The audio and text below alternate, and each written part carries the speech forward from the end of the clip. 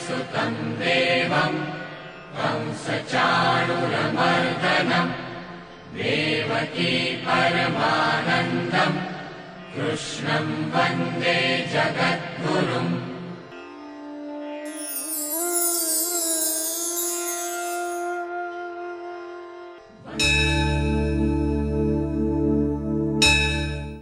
कृष्णाय वासुदेवाय देवगी नंदनाय च नंदगोपकुमाराय गोविंदाय नमो नमः. சுகாச்சாரியர் பரீட்சித்துக்கு எடுத்துரைத்த ஸ்ரீமத் பாகவதத்தை நாமும் அனுபவித்து வருகிறோம். இந்த ஸ்ரீமத் பாகவதத்துக்குள்ளேயே கண்ணனம்பெருமான் எழுந்தருளி இருக்கிறான். பாகவதம் என்று பெயர் எதனால் ஏற்பட்டது என்றால், பகவத இதம் பாகவதம். பகவத இதம் பாகவதம் என்றால் பகவானே பாகவதத்துக்குள்ளே எழுந்தருளி இருக்கிறான். அதனால் இதற்கு பாகவதம் என்று பெயர் ஏற்பட்டது. அடுத்து இரண்டாவது காரணம், பாகவதானாம் இதம் பாகவதம். பாகவதர்கள் என்றால் பகவானுடைய அடியவர்கள்.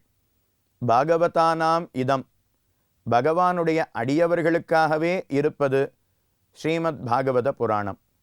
அப்படின்னா இந்த பாகவத புராணத்துக்கு எவ்வளவு ஏற்றம் இருக்கணும். பிரம்மா நாரதருக்கு சொல்ல, நாரதர் வசிஷ்டருக்கு சொல்ல, வசிஷ்டர் சக்திக்கு சொல்ல, சக்தி தன்னுடைய பிள்ளையான பராசர முனிவருக்கு சொல்ல, பராசரர் வேதவியாசருக்கு சொல்ல, வேதவியாசர் சுகாச்சாரியருக்கு எடுத்துரைத்தார் என்று பார்த்தோம். வேதவியாசர் வியாசாய விஷ்ணுரூபாய வியாசரூபாய விஷ்ணவே, வேதத்தை அவர் நமக்கு கொடுத்தபடியினாலே வேதவியாசர் என்று பெயர். அவருடைய பிள்ளை சுகாச்சாரியர். அப்படின்னா இவருக்கு எவ்வளவு ஏற்றம் இருக்கணும். வேதவியாசர் தன்னுடைய பிள்ளையான சுகாச்சாரியரை பெற்றெடுத்தார். சுகாச்சாரியர் பிறந்தவுடனே அரை மணி நேரம் அந்த பிள்ளையை கொஞ்சினார். இப்போ சுகாச்சாரியர் அவருடைய மடியில் இருந்து தவழ்ந்தார். அப்புறம் எழுந்து நின்றார். அவரிடத்திலிருந்து வெளியிலே புறப்பட்டு சென்றார். வேதவியாசர் பார்த்து, ஏ பிள்ளாய், நீ எங்கு செல்கிறாய்? ஏன் என்னை விட்டு செல்லுகிறாய் என்று சுகாரரிடத்திலே கேட்டார். சுகாச்சாரியர் சொன்னாராம், உம்மோடு நான் கூடியிருந்தால் எனக்கு பகவானை பற்றிய தியானம் குறைந்துவிடும். எனக்கு ஞான பக்தி வைராக்கியங்களை வளர்த்து கொள்ள வேண்டும். நான் முக்தி அடைய வேண்டும். உம்மோடு நான் இருந்தால் எனக்கு பக்தி குறைந்துவிடும் என்று சொல்லி அவரை விட்டு விலகிச் சென்றாராம். வேதவியாசரோடு கூட இருந்தால் எங்கேயாவது பக்தி குறையுமா? ஆனால் சுகாச்சாரியர் சொன்னாராம், வேதவியாசரோடு கூடியிருந்தால் பக்தி குறையும்னு சொல்கிற அளவுக்கு அவருக்கு பக்தி அதிகம். அதனால் தகப்பனாரை விட்டுவிட்டு தான் காட்டிற்கு சென்று பகவத் தியானத்தோடு இருக்க வேணும் என்பதற்காக புறப்பட்டார். அப்பொழுது வேதவியாசர் பார்த்து, ஏ பிள்ளாய் என்று அழைத்தாராம். ஏ பிள்ளாய், ஏ பிள்ளையே, என்னை விட்டு பிரிந்து செல்கிறாயே அப்படின்னு அழைத்தாராம்.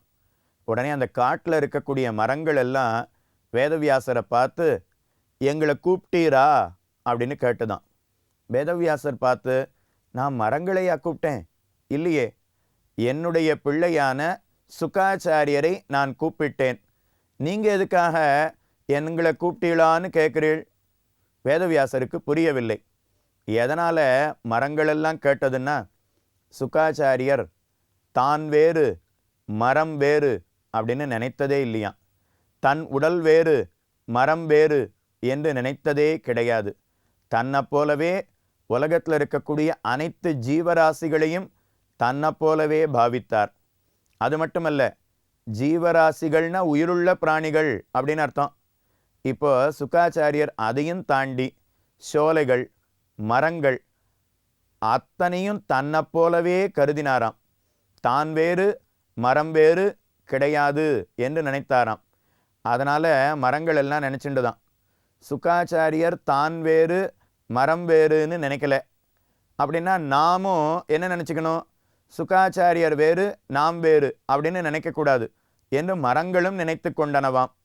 அதனால் வேதவியாசர் தன்னுடைய பிள்ளையை பார்த்து பிள்ளாய் அப்படின்னு கூப்பிட்ட உடனே, ஓ நாம் வேறு சுக்காச்சாரியர் வேறு கிடையாது, 2 பேரும் ஒருத்தர் தானே, அதனால் மரங்களே பார்த்து வேதவியாசரிடத்தில் எங்களை ஏன் அழைத்தீர்கள் என்று கேட்டதாம்.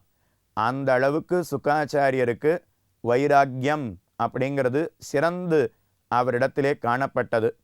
வேதவியாசரை காட்டிலும் இவருக்கு ஞானம், பக்தி, வைராக்கியம் இன்னும் அதிகம் அப்படின்னு சொல்லலாம். அதை எப்படி தெரிஞ்சுக்கிறதுன்னா, ஒரு தடவை வேதவியாசர் யமுனா நதி தீரத்திலே நடந்து சென்றார். பின்னாடி அவருடைய பிள்ளை சுக்காச்சாரியர் வருகிறார். அதற்கு முன்பாக ஒரு அரை ஃபர்லாங், ஒரு 1/2 கிலோமீட்டர் முன்பாக வேதவியாசர் நடந்து வருகிறார். யமுனா நதி தீரம். அங்கு இருக்கக்கூடிய ஸ்திரீகள் சில பேர் தங்களுடைய வஸ்திரத்தை அவிழ்த்து வைத்துவிட்டு நீராடிக்கொண்டு இருக்கிறார்கள். வஸ்திரத்தை அவிழ்த்து வைத்துவிட்டு நீராடக்கூடாது. ஆனால் அங்கு இருந்த ஸ்திரீகள் வஸ்திரத்தை அவிழ்த்துவிட்டு நீராடிக்கொண்டு இருந்தார்கள். வேதவியாசர் அந்த வழியாக வந்தார். அவர் வருவதை கவனித்தவுடனே அவர் வருவதற்கு முன்பாக சற்றுன்னு நதியில் இருந்து வெளியில் வந்து வஸ்திரத்தை எடுத்து தங்களுடைய உடலிலே போர்த்தி கொண்டு தங்களுடைய உடலை மறைத்து கொண்டார்கள். வேதவியாசர் அந்த இடத்தை தாண்டி வெகு தூரம் செல்லும் வரை வஸ்திரத்தை வைத்து தங்களுடைய உடலை மறைத்து கொண்டார்கள். இப்போ அவர் தொலைவில் போனதுக்கப்புறம் மறுபடியும் வஸ்திரத்தை கழற்றி வைத்துவிட்டு நீராடிக்கொண்டு இருந்தார்கள்.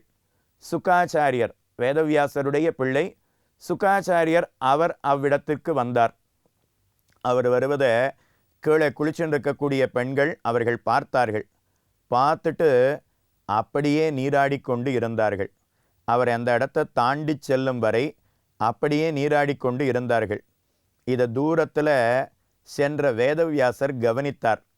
அவர் நேர திரும்பி வந்தார். அந்த ஸ்திரீகளை அழைத்தார். ஏ பெண்களே, நீங்கள்லாம் என்ன காரியம் செய்தீர்கள்? நான் வரும்போது வஸ்திரத்தை மறைத்து கொண்டீர்கள்.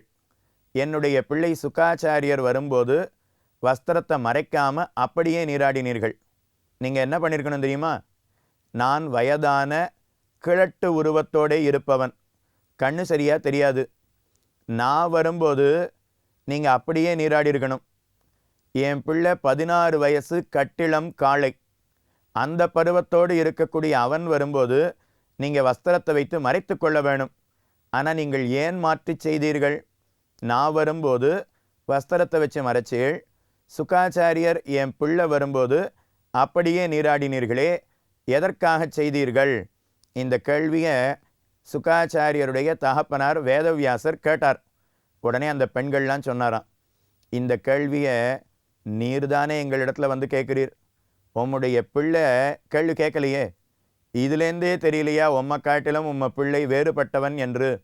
உமக்கு பகவத் தியானம் என்பது இல்லை, குறைவு. நாங்கள் வரும்போது நீராடி வஸ்திரத்தை கழட்டிட்டு நீராடி கொண்டிருக்கிறோம்னு உமக்கு தெரியறது. அப்படின்னா அந்த சமயத்திலே உமக்கு பகவத் தியானம் இல்லை. நதி தெரியறது, பெண்கள் நீராடுவது தெரியறது, வஸ்திரமில்லாமல் நீராடுவது தெரிகிறது. அப்படின்னா உம்மிடத்தில் பகவத் தியானம் இல்லை. ஆனால் சுக்காச்சாரியர் சதா நாராயணனையே சிந்தித்து கொண்டு இருப்பவர். அதனால் அவருக்கு நதியும் தெரியவில்லை, ஸ்திரீகளும் தெரியவில்லை, வஸ்திரமும் தெரியவில்லை, நாராயணன் மட்டுமே தெரிந்தான். அதுதான் உம்மை காட்டிலும் உம்மை பிள்ளைக்கு இருக்கக்கூடிய ஏற்றம். அதனாலே தான் நீர் வரும்போது மறைத்து கொண்டோம், உம்முடைய பிள்ளை வரும்போது அப்படியே நீராடினோம் என்று சொன்னாராம். உடனே தன்னுடைய பிள்ளையினுடைய பெருமையை இந்த ஸ்திரீகள் சொல்லி நாம் அறிந்து கொண்டோமே. ஈன்ற பொழுதில் பெரிதுவக்கம் தன் மகனை சான்றோன் எனக் கேட்ட தாய், நாமும் படித்திருக்கிறோம் அல்லவா? அதே போல இந்த பெண்கள் சொல்லி என்னுடைய பிள்ளையினுடைய ஏற்றத்தை நான் அறிந்து கொண்டேனே, அவனுக்கு இருக்கக்கூடிய வைராக்கியம் என்னே என்ன அவரே கொண்டாடும் அளவுக்கு வேதவியாசருடைய பிள்ளையான சுக்காச்சாரியருக்கு ஏற்றம் அதிகம். அந்த சுக்காச்சாரியர் பரீட்சித்துக்கு எடுத்துரைத்த புராணம். வேதவியாசரிடத்தில் மற்றொரு சீடர் கேட்டார். அவருக்கு ரோமஹர்ஷனர் என்று பெயர். அந்த ரோமஹர்ஷனர் இந்த அர்த்தத்தை தன்னுடைய சீடர்களுக்கு சொல்ல, அவர்களுடைய சீடர்களுக்கு சொல்ல, இப்படித்தான் நமக்கு கிடைத்திருக்கிறது. வேதவியாசர் சுகாச்சாரியருக்கு சொன்னார், சுகாச்சாரியர் பரீட்சித்து மகாராஜனுக்கு சொன்னார். ஆனால் கேட்டுண்ட பரீட்சித்து அவன் யாருக்காவது சொன்னானா? இல்லை, கேட்டான், முக்தி அடைந்தான். அப்படின்னா இன்னைக்கு நமக்கு பாகவதம் கிடைச்சிருக்கே, அது எப்படின்னா வேதவியாசரிடத்தில் மற்றொரு சீடர், அவருடைய சீடர் ரோமஹர்ஷனர் என்று பெயர்.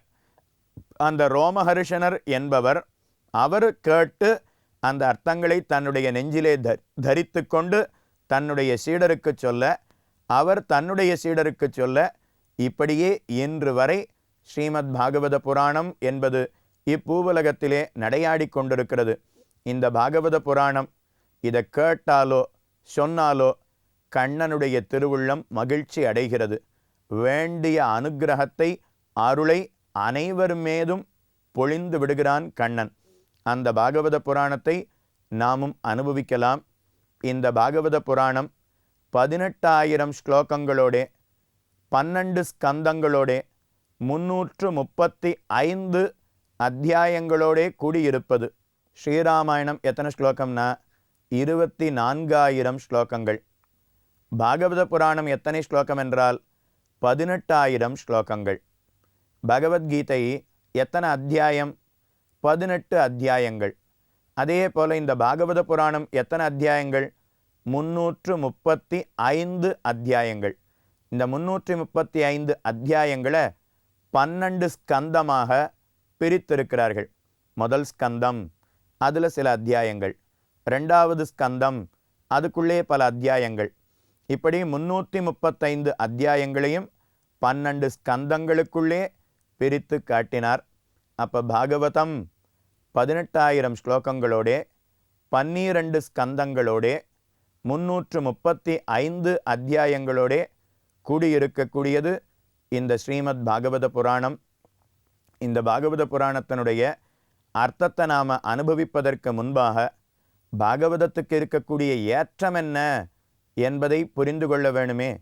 இந்த பாகவத புராணத்தினுடைய ஏற்றம், சிறப்பு என்ன, இதனை எதனாலே கேட்க வேண்டும் என்பதை பாத்ம புராணத்திலேயும் ஸ்கந்த புராணத்திலேயும் சில அத்தியாயங்களிலே பாகவத புராணத்தினுடைய பெருமை சொல்லப்பட்டுள்ளது. அதனுடைய அர்த்தத்தை நாம் புரிந்து கொண்டால்தான் பாகவதத்தை ஏன் கேட்க வேணும் என்கிற எண்ணம் நமக்கு ஏற்படு வருகிறது அல்லவா. ஏன் கேட்க வேணும்? இந்த வைபவத்தை தெரிந்தால்தான் பாகவதத்தினுடைய சிறப்பு, அதனை அறிந்து கொண்டால்தான் பாகவதத்தை கேட்க வேணும் என்கிற எண்ணம் ஏற்படும். இந்த பாகவதத்தினுடைய மகாத்மியத்தை தொடங்குகிறார் நாரத மகரிஷி. அந்த நாரத மகரிஷி ஒரு முறை பூமியில் இருக்கக்கூடிய பல புண்ணிய க்ஷேத்திரங்கள், ஹரித்வார், சாளக்கிராமம், அயோத்தியா முதலான பல விடங்களுக்கு சென்று அப்படியே விஷாலா என்கிற பட்டணத்துக்கு வந்து சேர்ந்தார். அந்த விஷாலா என்கிற பட்டணத்திலே நாரதரை கண்டவுடனே அங்கு இருக்கக்கூடிய மகரிஷிகள் நாரதரை விழுந்து வணங்கி சேவித்தார்கள். அவரிடத்துல கேள்வி கேட்டார்கள். உம்முடைய முகம் மலர்ந்து இருக்கிறது, ஆனால் மனதிலே ஒரு கவலை இருக்கிறார் போலே தெரிகிறதே என்று கேட்க, நாரதர் ஆம், நான் வெளியில் சிரிக்கிறேன், ஆனால் உள்ளே வருத்தப்படுகிறேன் என்று நாரதர் சொன்னார். எதனாலே நாரதருக்கு வருத்தம் ஏற்பட்டது? அந்த சரித்திரம் என்ன? நாளைய தினம் நாமும் அனுபவிப்போம்.